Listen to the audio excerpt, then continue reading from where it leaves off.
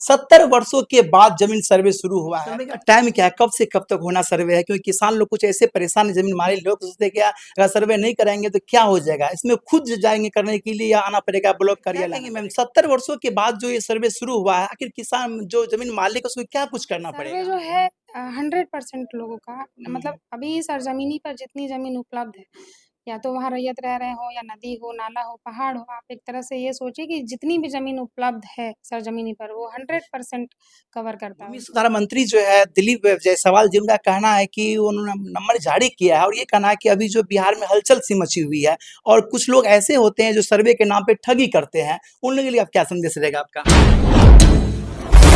नमस्कार, आप देख रहे हैं पब्लिक सभा 24 में हूं आपके साथ प्रमोद कुमार। इस वक्त मेरी मौजूदगी है सुपौल जिला के राघोपुर प्रखंड कार्यालय में। 70 वर्षों के बाद जमीन सर्वे शुरू हुआ है, हम जानने का प्रयास करेंगे। मेरे साथ बात करने के लिए आज तैयार है अंचलाधिकारी रश्मि प्रिया मैम जी, और जानने का प्रयास करेंगे आखिर 70 वर्षों के बाद जो है सर्वे क्यों शुरू हुआ है, आखिर जमीन मालिकों को क्या कुछ करना पड़ेगा। तमाम सारे मुद्दों पर जानकारी देने के लिए तैयार है रश्मि प्रिया मैम। आइए जानते हैं। मैम बहुत बहुत स्वागत है आपका। धन्यवाद। क्या क्या कहेंगे मैम, 70 वर्षों के बाद जो ये सर्वे शुरू हुआ है, आखिर किसान जो जमीन मालिक है उसको क्या कुछ करना पड़ेगा?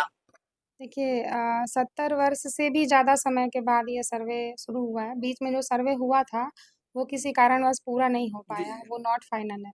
तो एक तरह से आप कहें तो 100 वर्षों से भी ज़्यादा समय हो चुका है कि हमारा नया खतियान नहीं बन पाया है। जो खतियान अभी वर्तमान में है, वो 1902 ईस्वी का है। और जो जमाबंदियाँ हैं, वो भी काफ़ी जीर्ण-शीर्ण हो चुकी हैं। वो बहुत सारी जमाबंदियों में खाता खेसरा वगैरह नहीं है, जिससे रैयत को बहुत ज़्यादा मुश्किलों का सामना करना पड़ता है। तो अभी जो सर्वे होने जा रहा है, तो उससे ज़मीन का जो भी रिकॉर्ड है, वो बिल्कुल अद्यतन हो जाएगा। सभी जमाबंदियों पे खाता खेसरा जैसी जो समस्याएँ हैं, वो खत्म हो जाएँगी। ज़मीनी विवाद दखल को लेकर जो है, वो भी समाप्त हो जाएगा। तो अभी जो आप सुन रहे हैं कि ज़मीनी विवाद बहुत ज़्यादा है, कहीं मर्डर हो गया, कहीं किसी तरह की समस्या आ गई, तो बिल्कुल। वो सब बिल्कुल समाप्त हो जाएगा सर्वे के बाद। लेकिन मैम इसमें जो जिनका जो मतलब रसीद कट रहा है ऑनलाइन या मतलब ए टू जेड सबको करना पड़ेगा सर्वे, क्या कुछ है? सर्वे जो है 100% लोगों का मतलब हम्म। अभी सरजमीनी पर जितनी ज़मीन उपलब्ध है, या तो वहाँ रैयत रह रहे हो या नदी हो, नाला हो, पहाड़ हो, आप एक तरह से ये सोचिए कि जितनी भी ज़मीन उपलब्ध है सरजमीनी पर वो 100% कवर करता है उसको सर्वे। इस सर्वे का टाइम क्या है, कब से कब तक होना सर्वे है? क्योंकि किसान लोग कुछ ऐसे परेशान है, जमीन मालिक लोग सोचते हैं क्या अगर सर्वे नहीं कराएंगे तो क्या हो जाएगा, इसमें खुद जाएंगे करने के लिए या आना पड़ेगा ब्लॉक कार्यालय आना पड़ेगा? देखिए इसमें दोनों सुविधाएँ उपलब्ध हैं। अगर रैयत चाहें तो फ़ॉर्म आकर के वो ऑफ़लाइन में सर्वे कार्यालय में जमा कर सकते हैं। राघोपुर अंचल में सर्वे अभिलेखागार में जो अभिलेखागार का भवन है वहाँ चल रहा है, तो वहाँ आकर वो ऑफ़लाइन में भी जमा कर सकते हैं और या वो ऑनलाइन माध्यम से भी जमा कर सकते हैं। अगर वो नहीं है राघोपुर में कहीं बाहर है तो ऑनलाइन माध्यम से भी वो अपना फ़ॉर्म सबमिट कर सकते हैं। भूमि सुधार मंत्री जो है दिलीप जायसवाल जी, उनका कहना है कि उन्होंने नंबर जारी किया है और ये कहना है कि अभी जो बिहार में हलचल सी मची हुई है और कुछ लोग ऐसे होते हैं जो सर्वे के नाम पे ठगी करते हैं, उन लोगों के लिए आप क्या संदेश रहेगा आपका? देखिए, इसमें पब्लिक को जागरूक होना होगा। ऐसा कुछ भी नहीं है कि ज़मीन किसी और की है, कागज़ किसी और का है, दखल किसी और का है, तो किसी और का उस पर नाम हो जाएगा, ऐसा बिल्कुल भी नहीं है। तो पब्लिक को जागरूक होना चाहिए इस संबंध में और जो आपके पास सबूत हैं, कागज़ात हैं, वो दीजिए। अगर किसी कारणवश ऐसा लग रहा है कि कोई गलत इंदराज हो गया या कोई गलत एंट्री हो गई है सर्वे के दौरान, तो आप दावा आपत्ति भी कर सकते हैं। 3 स्टेजेज़ में ये उपलब्ध है।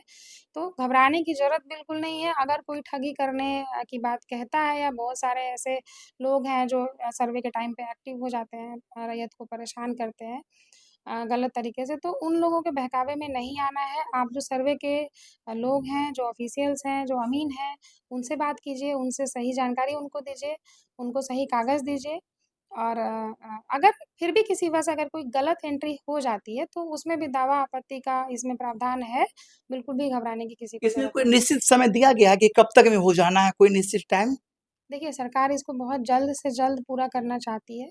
तो सर्वे बहुत एक वैसा प्रोसेस है मतलब बहुत तकनीकी बारीकियाँ होती हैं इसमें। फिर भी सरकार के बहुत प्रायोरिटी में है ये और इसको जल्द से जल्द सरकार समाप्त करेगी और बहुत तेज़ी से ये काम हो रहा है। तो ऐसा कोई टाइमलाइन का फ्रेम नहीं है, लेकिन ये हम लोग सबको समझना चाहिए कि प्रायोरिटी में है सरकार के, तो बहुत जल्द इसको पूरा कर लिया जाएगा। मैम आपसे मेरा सवाल है कि इतने वर्षों के बाद आखिर सर्वे का काम क्यों शुरू हुआ? पहले क्यों नहीं हो गया था शुरू? ऐसा क्यों हुआ? देखिए, बहुत बार पहले भी सर्वे का काम शुरू हुआ, लेकिन नहीं पूरा हो पाया। तो सर्वे तो बहुत जिलों में रिविजनल सर्वे फाइनल भी है, यहाँ भी शुरू हुआ था। तो ऐसा नहीं है कि इसके लिए प्रयास नहीं किया गया। तो अब बहुत दिनों के बाद शुरू हुआ है, तो हम लोगों को इसमें सहयोग करने की आवश्यकता है कि ये पूरा हो जाए।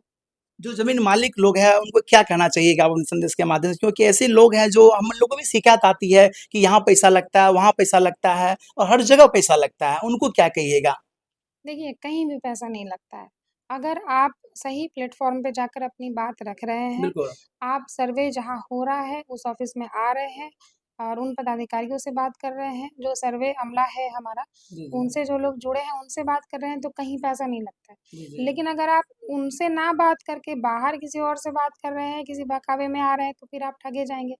आपके पास अगर जेन्युइन कागज़ है, आपका दखल है, तो किसी से कोई बात करने की ज़रूरत नहीं है। आप आकर के ऑफ़िस में अपना कागज़ जमा करें या ऑनलाइन से जमा करें।